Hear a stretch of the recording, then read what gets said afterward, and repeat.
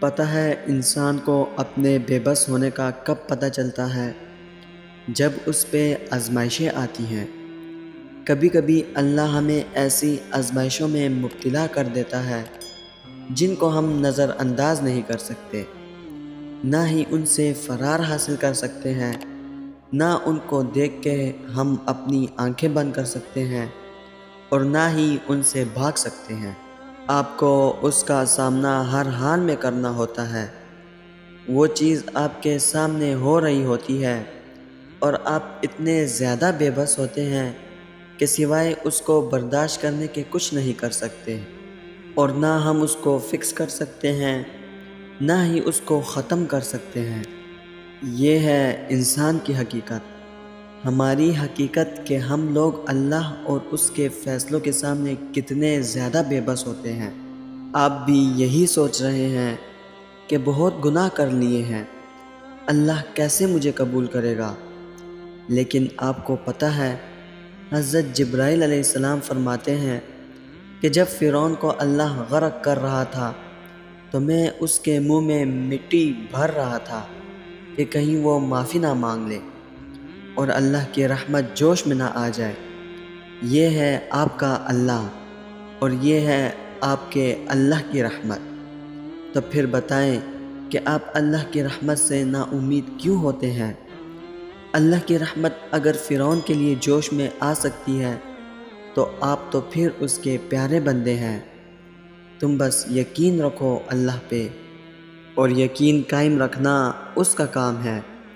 اور جب توکل کرو تو یہ مت سوچو کہ جو مانگا ہے وہ ملے گا کیسے، بلکہ انتظار کرو کہ جو مانگا ہے وہ ہر حال میں ملے گا۔ کب اور کیسے، اس بات کا فیصلہ وسیلے بنانے والے پہ چھوڑ دو۔ توکل کے دو مرحلے ہوتے ہیں، ایک وہ جب اس بات کا یقین ہوتا ہے کہ جو مانگا ہے وہ مل جائے گا، اور دوسرا وہ جب اس بات کا بھی یقین ہوتا ہے کہ جو مانگا ہے وہ نہ بھی ملا تو اس میں کوئی نہ کوئی بہتری ضرور ہوگی۔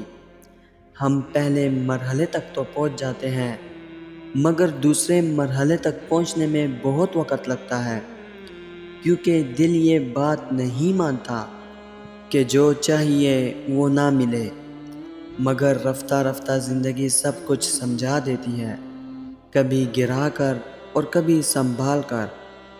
وقت لگتا ہے، مگر یہ بھی سچ ہے کہ وقت گزر جاتا ہے، کوئی ساتھ چلے یا نہ چلے، کوئی اپنا بنے یا نہ بنے، اللہ ہی تمہارا سب سے بڑا کارساز ہے، اور یہ دنیا تو نہ تم سے کچھ لے سکتی ہے اور نہ تمہیں کچھ دے سکتی ہے۔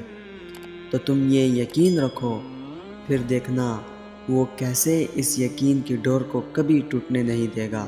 لوگ بہت کچھ کہیں گے لیکن آپ نے صبر کرنا ہے۔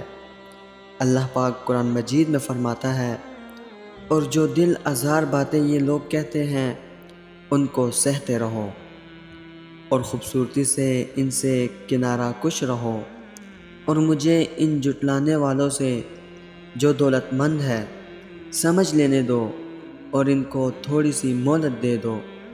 کچھ شک نہیں کہ ہمارے پاس بیڑیاں ہیں اور بڑی زبردست آگ ہے، اور گلے میں اٹکنے والا کھانا ہے اور درد دینے والا عذاب ہے۔ لفظوں میں بہت تاثیر ہوتی ہے، یہ انسانوں کی زندگیوں کا رخ بدل دیتے ہیں، مردہ دلوں کو زندہ اور زندہ دلوں کو پل بھر میں مرجھا دیتے ہیں۔ ان لفظوں کو دوسروں کی طرف روانہ کرتے ہوئے ضرور سوچیں کہ اگر یہ لفظ ہماری طرف آتے تو کیا اثر ڈالتے۔ لفظ آنسوؤں کا سبب بھی ہو سکتے ہیں اور مسکراہٹ کا بھی۔ اب آپ پر منحصر ہے کہ آپ کسی کے آنسوؤں کا سبب بننا چاہیں گے یا مسکراہٹ کا۔ دوستو، امید کرتا ہوں کہ اس ویڈیو سے آپ کی پریشانی میں کمی ضرور آئی ہوگی۔ ویڈیو اگر پسند آئی ہو تو ویڈیو کو لائک کر کے شیئر ضرور کر دینا، اور اگر آپ ہمارے چینل پر نئے آئے ہیں تو چینل کو سبسکرائب ضرور کر دینا۔ انشاءاللہ ملتے ہیں اگلی ویڈیو میں، تب تک کے لیے اللہ حافظ۔